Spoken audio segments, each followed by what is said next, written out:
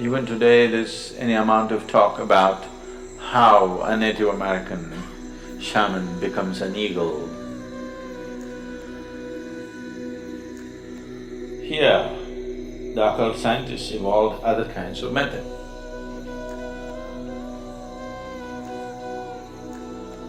They pick other forms and make the forms work in a certain way.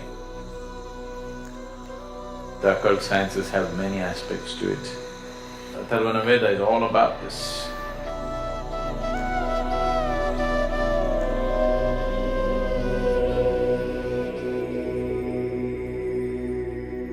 In Native American cultures, they believe animal spirits play a role in human life. What is your understanding of the nature of the relationship between human energy and animal energy?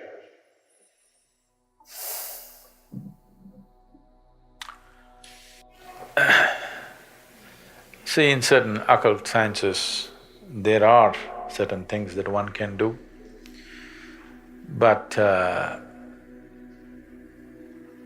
those things are seen as totally unnecessary in the spiritual realm. In the yogic realm, these are seen as totally unnecessary and a backward step. In terms of occult, these things are done. Recently when we were trekking in Nepal, we came across a valley like this where some Nepali tribes are doing occult like this with animals. And these are very powerful processes, but these things were meaningful or useful before modern technology came because you could do certain things. There is a whole tradition of shamanism where it is…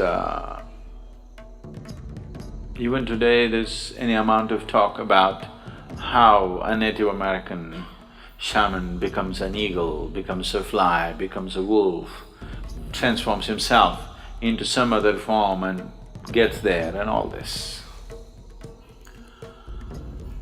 So these are not just stories, it is very much a possibility that one can transform his form if he wishes to. So, about people taking on the forms that they wish according to the convenience is not a new thing or it's not an unheard of thing. Almost in every part of the world it is there. Particularly it is being publicized in a big way about the North American and South American shamans these days, about shamans becoming eagle and becoming wolf these two forms are very common for them. That was not unheard of here, but it was looked down upon in this culture. There it is being looked up to because this is not spirituality, this is occult. Here, our occult scientists, I call them scientists because they are that kind, they don't bother to convert themselves into a bird or an animal because the risk, because when you take on the form of something else, this body has to be preserved and it can always be misused. So, there have been incidents where somebody left his body here in some safety and let's say became an eagle and flew for some time. But when the eagle came back, the body is gone. Now what does the eagle do? An eagle comes and sits here and says, I am a yogi. Pathetic state, isn't it? Because you cannot fly, you think being an eagle is a big thing. Being an eagle is not a big thing. Though he flies high, he's only looking down all the time. It's better to sit here and look up rather than go up and look down. Really. So, here, the occult scientists evolved other kinds of methods. That is, they themselves do not take on other forms, they pick other forms and make the forms work in a certain way. They will take a certain animal, usually One thing that is heavily used is a chicken. Oh, you think that's a waste, huh? The chicken has to be young and vibrant chicken, uncooked.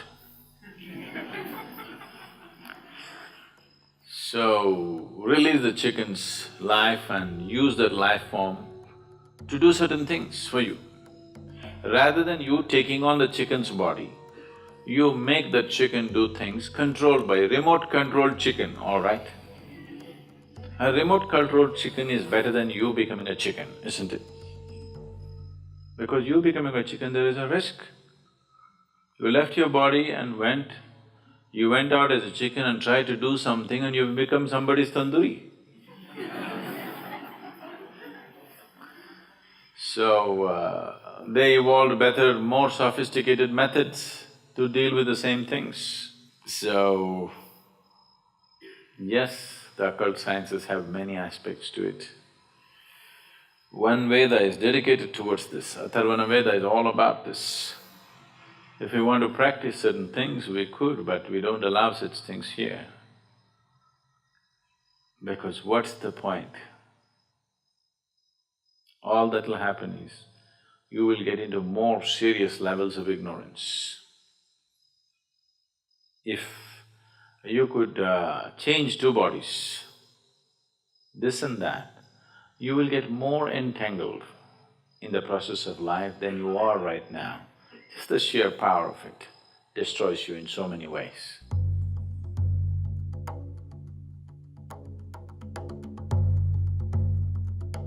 Occult was a very useful process when there was no modern technology. They used it as an access to the physical world in certain ways, but it involves so much of struggle to get there. But today, occult is not so meaningful anymore because almost everything that occult could do and more, modern technology is doing.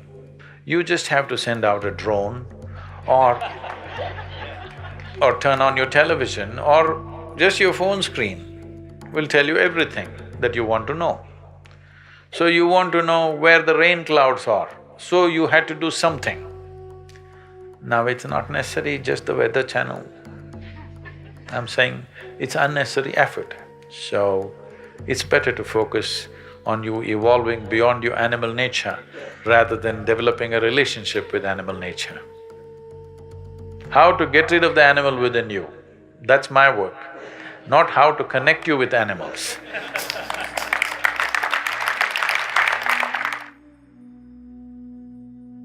The corpses walk in the tantric rituals. When somebody dies, or when somebody is certified dead by your doctor, he's not completely dead. Up to 5 to 7 minutes, it's behaving as if it's alive and then falls dead, exhausts itself.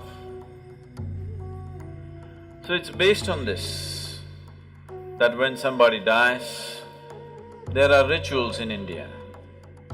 Up to 14 days, there are various kinds of rituals.